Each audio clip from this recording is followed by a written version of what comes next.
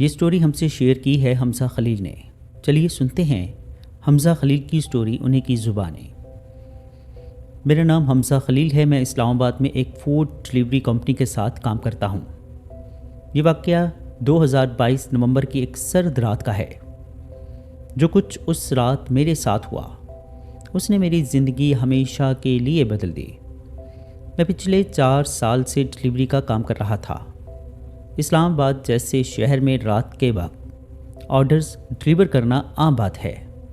زیادہ تر orders hospitals, apartments یا رات گئے جاگنے والے لوگوں کے گھروں میں جاتے ہیں، لیکن اس رات جو آرڈر مجھے ملا وہ بالکل مختلف تھا۔ رات تقریباً 11:40 ہو رہے تھے۔ موسم بہت ٹھنڈا تھا اور ہلکی ہلکی دھند سڑکوں پر پھیلنا شروع ہو چکی تھی۔ میں ایک آرڈر ڈلیور کر کے واپس جا رہا تھا۔ اسی دوران میرے موبائل پر ایک نیا آرڈر ریسیو ہوا۔ میں نے بائک سائڈ پر روک کر آرڈر چیک کیا۔ آرڈر میں صرف ایک چیز تھی، چکن بریانی۔ ایڈریس پڑھ کر مجھے تھوڑی حیرانگی ہوئی۔ لوکیشن تھی پہاڑی کے پیچھے کا علاقہ، اسٹریٹ نمبر 4، پرانا سفید گھر B70۔ میں نے سوچا شاید کوئی فارم ہاؤس ہوگا یا کوئی پرانا بنگلہ۔ اسلام آباد کے مضافاتی علاقوں میں ایسے گھر کافی ہوتے ہیں، لیکن عجیب بات یہ تھی کہ آرڈرز کے ساتھ کوئی فون نمبر نہیں تھا، صرف ایک انسٹرکشن لکھی ہوئی تھی، دروازہ کھٹکھٹائیں۔ یہ چیز مجھے تھوڑی عجیب لگی، کیونکہ عام طور پر لوگ کال کرتے ہیں یا گیٹ پر آرڈر لے لیتے ہیں، لیکن میں نے زیادہ غور نہیں کیا۔ آرڈر ایکسیپٹ کیا اور بائک سٹارٹ کر دی۔ میں پہاڑی کے پیچھے کے علاقے کی طرف سے جا رہا تھا۔ اسلام آباد کی مرکزی سڑکیں تو روشن تھیں، لیکن جیسے جیسے میں B17 کی طرف جا رہا تھا ماحول بدلنا شروع ہو گیا۔ سڑکیں سنسان ہوتی جا رہی تھی، اسٹریٹ لائٹس کم ہوتی جا رہی تھی اور ارد گرد صرف درختوں کے سائے نظر آ رہے تھے۔ تقریباً 15 منٹ بعد میں اس لوکیشن کے قریب پہنچ گیا۔ گوگل میپ پر ڈیسٹینیشن صرف 300 میٹر دور شو ہو رہی تھی، لیکن سامنے جو سڑک تھی وہ کچی تھی۔ میں نے بائک آہستہ آہستہ آگے بڑھائی۔ چند لمحوں بعد مجھے وہ گھر نظر آ گیا۔ وہ واقعی ایک پرانا سفید گھر تھا، لیکن وہ گھر ایسا لگ رہا تھا جیسے کئی سالوں سے ویران پڑا ہو۔ دیواروں پر مٹی جمی ہوئی تھی، کھڑکیوں کے شیشے ٹوٹے ہوئے تھے اور گھر کے سامنے ایک پرانا درخت کھڑا تھا جس کی شاخیں ہوا میں ہل رہی تھی۔ میں چند سیکنڈ تک بائک پر بیٹھا اسے دیکھتا رہا۔ میرے دل میں عجیب سا احساس پیدا ہوا۔ میں نے دوبارہ آرڈر چیک کیا، لوکیشن بالکل یہی تھی۔ میں بائک سے اترا، بریانی کا بیگ ہاتھ میں لیا اور آہستہ آہستہ دروازے کی طرف بڑھنے لگا۔ ارد گرد مکمل خاموشی تھی، نہ کسی انسان کی آواز، نہ کسی گاڑی کی، صرف ہوا کی سرسراہٹ، اور میں دروازے تک پہنچ گیا۔ دروازہ لکڑی کا تھا، کافی پرانا لگ رہا تھا۔ میں نے ہلکے سے دستک دی، لیکن آگے سے کوئی جواب نہیں آیا۔ پھر میں نے تھوڑی اور زور سے دستک دی، ٹھک ٹھک ٹھک۔ چند لمحے گزرے، پھر اچانک اندر سے آہستہ آہستہ قدموں کی آواز سنائی دی۔ میرا دل تیزی سے دھڑکنے لگا۔ دروازہ آہستہ آہستہ چرچراتا ہوا کھلا اور سامنے ایک بزرگ آدمی کھڑا تھا۔ وہ آدمی تقریباً 60 یا 65 سال کا لگ رہا تھا۔ اس کے بال سفید تھے، چہرہ بہت پیلا اور تھکا ہوا لگ رہا تھا۔ اس نے پرانا سا سویٹر پہنا ہوا تھا۔ وہ کچھ لمحے خاموشی سے مجھے دیکھتا رہا اور پھر آہستہ سے بولا، آرڈر لے آئے ہو آپ؟ میں نے بیگ آگے بڑھاتے ہوئے کہا، جی سر، بریانی۔ اس نے بیگ لے لیا، لیکن عجیب بات یہ تھی کہ اس نے پیمنٹ نہیں کی، بس دروازے میں کھڑا مجھے دیکھتا رہا۔ میں نے شائستگی سے کہا، سر بل۔ وہ چند لمحے خاموش رہا اور پھر بولا، اندر آ جاؤ۔ میں تھوڑا ہچکچایا۔ عام طور پر ڈلیوری والے گھر کے اندر نہیں لے جاتے، لیکن اس کی نظریں عجیب تھی، جیسے وہ مجھے غور سے دیکھ رہا ہو۔ میں نے سوچا شاید وہ اندر سے پیسے لے آئے۔ میں آہستہ آہستہ گھر کے اندر داخل ہوا۔ جیسے ہی میں اندر داخل ہوا، مجھے ایک عجیب سی باسی بو محسوس ہوئی۔ گھر کے اندر اندھیرا تھا، صرف ایک پرانا بلب جل رہا تھا۔ فرنیچر پر گرد جمی ہوئی تھی، دیواروں پر پرانی تصویریں لگی ہوئی تھیں، لیکن پورا ماحول ایسا لگ رہا تھا جیسے یہاں برسوں سے کوئی نہ آیا ہو۔ وہ بزرگ آدمی آہستہ آہستہ چلتے ہوئے کچن کی طرف بڑھ گیا۔ میں دروازے کے پاس ہی کھڑا تھا۔ اسی دوران میری نظر دیوار پر لگی ایک تصویر پر پڑی۔ اس تصویر میں ایک نوجوان لڑکا تھا، اس کے ہاتھ میں ڈلیوری بیگ تھا۔ میں نے اسے غور سے دیکھا۔ وہ بالکل میری طرح کسی فوڈ ڈلیوری کمپنی کا لڑکا لگ رہا تھا۔ میرے دل میں ایک عجیب سا احساس پیدا ہوا۔ اسی لمحے وہ بزرگ واپس آیا، اس کے ہاتھ میں پیسے تھے۔ اس نے پیسے میری طرف بڑھائے، لیکن جیسے ہی میں نے پیسے لیے میرے ہاتھ رک گئے، کیونکہ وہ پرانے اور پھٹے ہوئے نوٹ تھے، جیسے کئی سالوں سے استعمال نہ ہوئے ہوں۔ میں نے کہا، سر یہ نوٹ شاید نہیں چلیں گے۔ وہ آہستہ سے مسکرایا اور بولا، چل جائیں گے بیٹا۔ اس کی مسکراہٹ عجیب تھی، جیسے وہ کوئی راز جانتا ہو۔ اسی لمحے مجھے پیچھے سے کسی کے قدموں کی آواز سنائی دی۔ میں نے پیچھے مڑ کر دیکھا، راہداری کے آخر میں ایک سایہ کھڑا تھا۔ وہ انسانی شکل کا تھا، لیکن واضح نظر نہیں آ رہا تھا۔ میرا دل زور سے دھڑکا۔ میں نے بزرگ سے پوچھا، سر گھر میں اور کوئی ہے؟ وہ چند لمحے خاموش رہا، پھر آہستہ سے بولا، کوئی نہیں، لیکن میں واضح دیکھ رہا تھا کہ راہداری کے آخر میں کوئی کھڑا ہے۔ وہ سایہ آہستہ آہستہ اب میری طرف بڑھنے لگا۔ جیسے جیسے وہ قریب آیا میرا سانس رکنے لگا، کیونکہ وہ وہی لڑکا تھا جو تصویر میں تھا۔ اس کے ہاتھ میں بھی ڈلیوری بیگ تھا، لیکن اس کا چہرہ بالکل بے جان تھا۔ آنکھیں خالی اور کپڑوں پر خشک خون کے دھبے۔ میرے ہاتھ سے پیسے زمین پر گر گئے۔ میں نے گھبرا کر بزرگ کی طرف دیکھا، لیکن وہ بزرگ وہاں موجود نہیں تھا۔ وہ اچانک غائب ہو چکا تھا۔ اب گھر کے اندر صرف میں تھا اور وہ لڑکا۔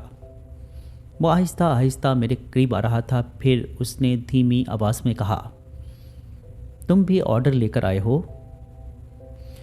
یہ سن کر میری زبان خشک ہو گئی۔ میں نے بمشکل کہا، ہاں۔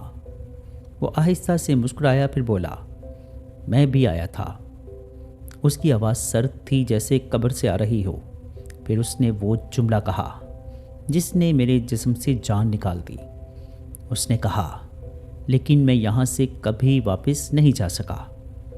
اسی لمحے گھر کے تمام دروازے زور سے بند ہو گئے اور بلب تیزی سے فلیکچویٹ ہونے لگا۔ مجھے احساس ہو گیا تھا کہ میں ایک ایسے گھر میں پھنس چکا ہوں جہاں شاید کوئی بھی زندہ باہر نہیں نکلتا۔ میرے جسم میں جیسے جان ہی نہیں رہی تھی۔ دروازے خود بخود بند ہو چکے تھے اور وہ لڑکا آہستہ آہستہ میری طرف بڑھ رہا تھا۔ اس کی آنکھوں میں عجیب سا خالی پن تھا، جیسے وہ زندہ انسان نہیں بلکہ صرف ایک سایہ ہو۔ میرے ہاتھ ٹھنڈے ہو گئے تھے اور دل اس قدر زور سے دھڑک رہا تھا کہ مجھے لگ رہا تھا شاید کہ وہ آواز بھی سن رہا ہوگا۔ میں نے ہمت کر کے ایک قدم پیچھے ہٹایا۔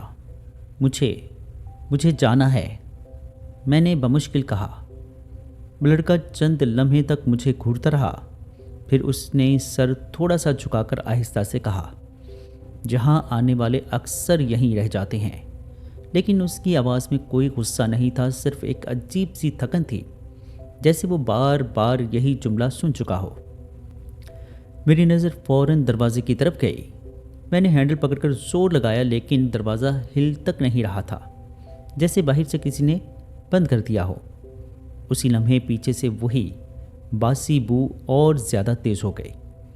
میں نے مڑ کر دیکھا تو راہداری میں اندھیرا پھیلنے لگا تھا۔ بلب کی روشنی اور زیادہ کمزور ہو رہی تھی اور وہ لڑکا اب میرے بالکل قریب کھڑا تھا۔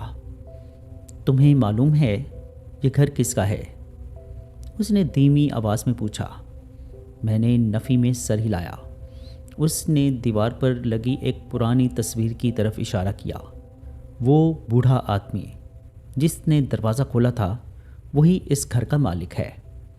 میں نے فوراً اس طرف دیکھا۔ تصویر میں وہی بزرگ کھڑے تھے جنہوں نے ابھی مجھے پیسے دیے تھے، لیکن تصویر کے نیچے جو تاریخ لکھی تھی وہ دیکھ کر میرے دل کی دھڑکن رکنے لگی۔ تصویر کے نیچے لکھا تھا، مرحوم حاجی ناصر خان 1945 to 2018۔ میں نے گھبرا کر اس لڑکے کی طرف دیکھا اور کہا، لیکن ابھی تو وہ زندہ تھے۔ لڑکے کے ہونٹوں پر ایک ہلکی سی تلخ مسکراہٹ آ گئی۔ وہ مر چکے ہیں، اس نے آہستہ سے کہا، لیکن انہیں اب بھی کھانا چاہیے۔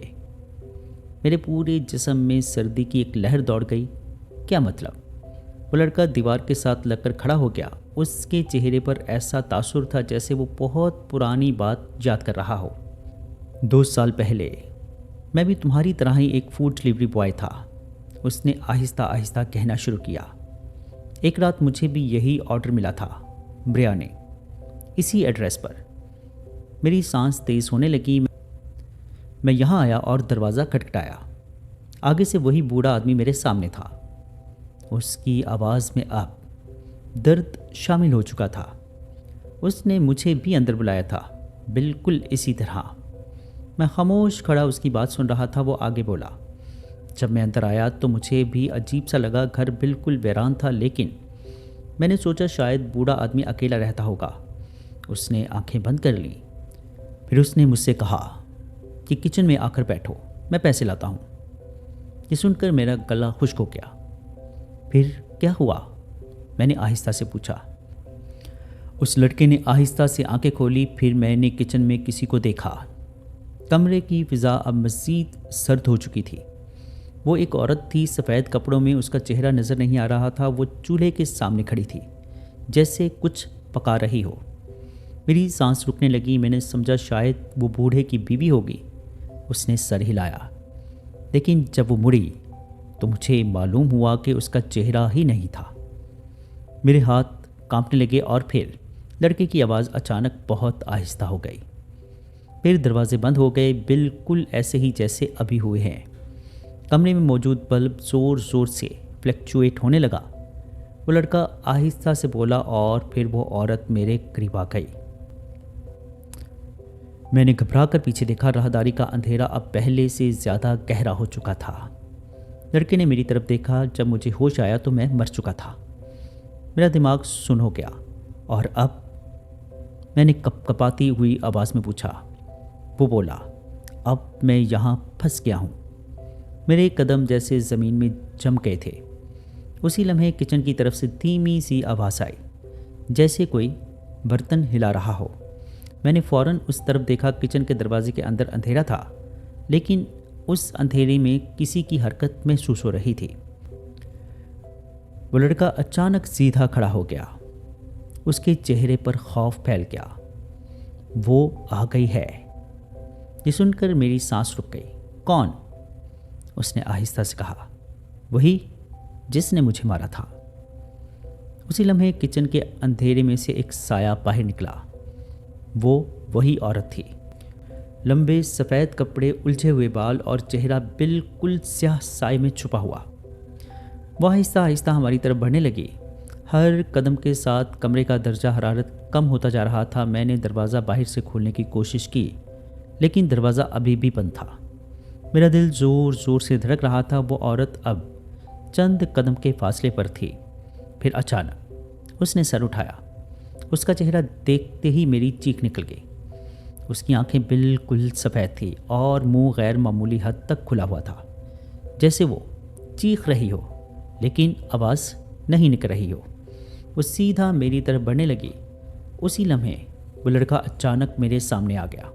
دوڑو، اس نے زور سے کہا۔ اچانک دروازہ خود بخود کھل گیا۔ مجھے سمجھ نہیں آیا کہ کیسے، لیکن میں نے موقع ضائع نہیں کیا۔